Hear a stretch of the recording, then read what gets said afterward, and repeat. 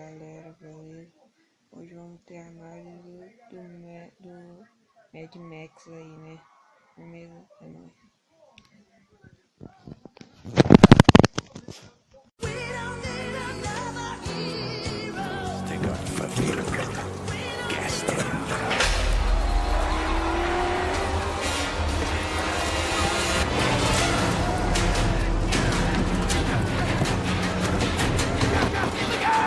Jogos baseados em franquias do cinema costumam sofrer de um mal: ter uma qualidade que nunca chega perto daquilo que vemos nas telonas. Mas a saga Arkham de Batman e Shadow of Mordor de O Senhor dos Anéis estão aí para provar o contrário. Mad Max segue um caminho parecido.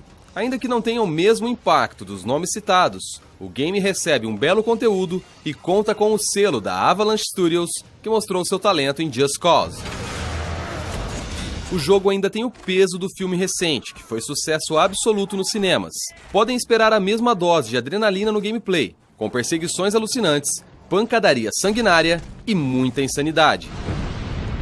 Tudo isso em um mundo pós-apocalíptico, aberto e futurístico, em que a gasolina e água são os bens mais valiosos. Was one such man, one who had lost all, over and over, and to this he had lost his sanity. Esse jogo foi cedido para análise pela Shop B. O primeiro aspecto mais notável de Mad Max é a sua apresentação cinematográfica. Logo de cara, o jogador é arremessado numa fuga alucinante, que termina com o carro de Max destroçado. O protagonista, que prefere seguir sozinho seu caminho nessa terra devastada, encontra Chumpstuck, um personagem corcunda que promete ajudar o andarilho solitário.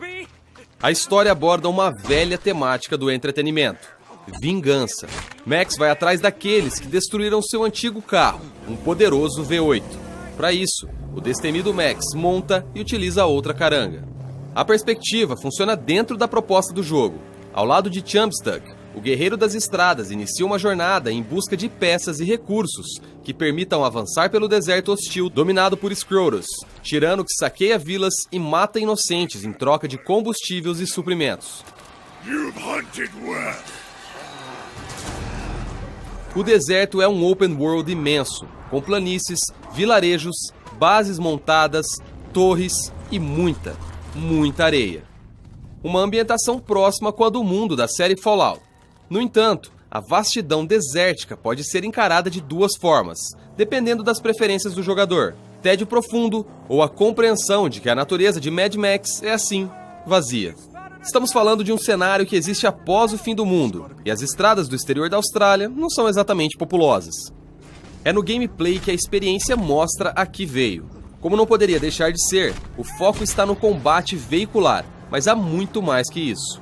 Max tem uma série de golpes que podem desencadear combos lindos aos olhos, um sistema de luta brutal que segue a fórmula da Warner, a mesma aplicada na saga Arkham e em Shadow of Mordor. O protagonista pode ganhar uma série de upgrades que são desbloqueados ao coletar sucatas e peças de projeto encontradas no deserto sem fim. Além de socos e chutes, Max pode utilizar armas brancas, sua fiel shotgun de cano duplo e uma novidade: o rifle de precisão, algo praticamente inexistente na mão do personagem nos filmes. Só que o foco no combate veicular e a atenção dada às lutas corporais deixam a utilização de armas de fogo em segundo plano. A Avalanche fez questão de restringir o uso delas. A shotgun, por exemplo, tem uma terrível mira manual, enquanto a sniper só pode ser utilizada a partir do carro de Max. O pulo, por sua vez, desagrada e não serve para absolutamente nada, pois o personagem não se agarra em beiradas. O comando é lento e desnecessário. No carro, a experiência varia bastante. O combate dos veículos funciona de maneira exemplar, mas o mesmo não pode ser dito sobre o controle do automóvel em si. A física é pesada e pouco responsiva, parecendo ter algum atraso nos comandos que o jogador aciona e aquilo que é executado na tela. Ao curvar o analógico para os lados esquerdo e direito enquanto o Max acelera, por exemplo, há um peso desnecessário que torna difícil se adaptar ao volante. Isso é algo que melhora com o tempo de jogo, mas pode incomodar alguns. O carro de Max é moldado conforme o jogador avança na história, coleta sucatas e desbloqueia upgrades, que são instalados no veículo de maneira prática e funcional.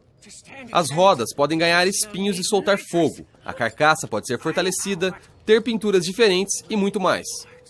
O looting é um aspecto importante de Mad Max. Sempre que invade bases e derrota inimigos, o protagonista encontra sucatas que são a moeda para adquirir upgrades. Relíquias históricas e outros colecionáveis também estão espalhados pelo enorme mundo de jogo.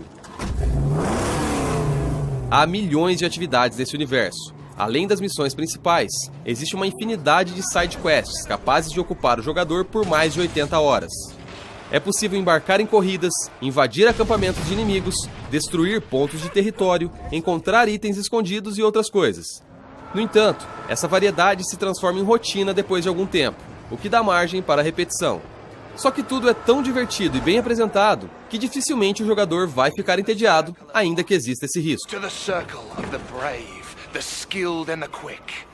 Mad Max tem aquela pegada de cinema que todos esperam, e deve ser visto com um olhar próprio, pois é desvinculado dos filmes. Com mecânicas robustas e já conhecidas pelos jogadores, Mad Max se destaca pela fidelidade à atmosfera de seu mundo, criado em 1979 nos cinemas. Ainda que não traga inovações ao gênero, o jogo tem méritos próprios, com uma imensa variedade de upgrades para o carro, combate brutal e uma história tão insana quanto seus personagens. Mad Max oferece um parque de diversões imenso, mas com os mesmos brinquedos, só que todos eles são divertidos e insanos na medida certa. Esse jogo foi cedido para análise pela Shop B.